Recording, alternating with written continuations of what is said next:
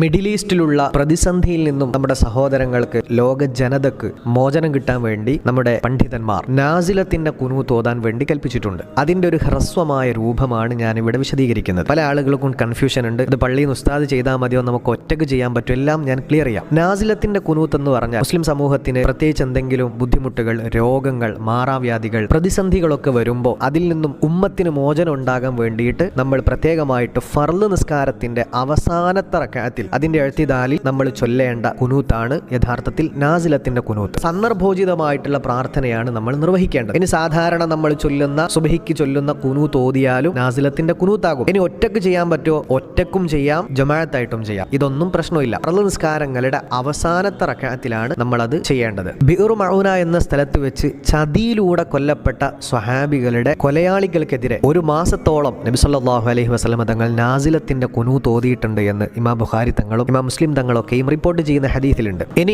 ഇത് മറന്നുപോയ കുഴപ്പമുണ്ടോ? മറന്നുപോയാൽ സഹവിന്റെ സുജൂദൊന്നും ചെയ്യേണ്ടതില്ല. ഒന്ന് രണ്ട് പ്രാർത്ഥന ഞാൻ ഇവിടെ മെൻഷൻ ചെയ്യുന്നുണ്ട്. അതൊന്നും നിങ്ങൾക്ക് ചൊല്ലാൻ പറ്റുന്നില്ലെങ്കിൽ ടെൻഷൻ ആവണ്ട. സാധാരണ സുബ്ഹിക്ക് നമ്മൾ ഓതുന്ന ഖുനൂത്ത് അങ്ങ് ഓതിയാൽ മതി. നിങ്ങൾക്ക് പറ്റുന്ന മുഴുവൻ ആളുകളിലേക്കും ഇത് ഇൻഷാ അല്ലാഹ് ഷെയർ ചെയ്യണം. അവനവന്റെ ഒറ്റക്കുള്ള നിസ്കാരത്തിൽ പരമാവധി നിങ്ങൾ എല്ലാവരും ഇൻഷാ അല്ലാഹ് ഇന്നു മുതൽ നാസിലത്തിന്റെ ഖുനൂത്ത് ഓതണം. നമ്മുടെ പണ്ഡിതന്മാരൊക്കെയും ആഹ്വാനം ചെയ്തു കഴിഞ്ഞു. കൂട്ടമായ പ്രാർത്ഥനയിലൂടെ ഈ പ്രതിസന്ധിയിലും നമുക്ക് പരിഹാരം ഉണ്ടാകും. അല്ലാഹു തൗഫീഖ് തരട്ടെ.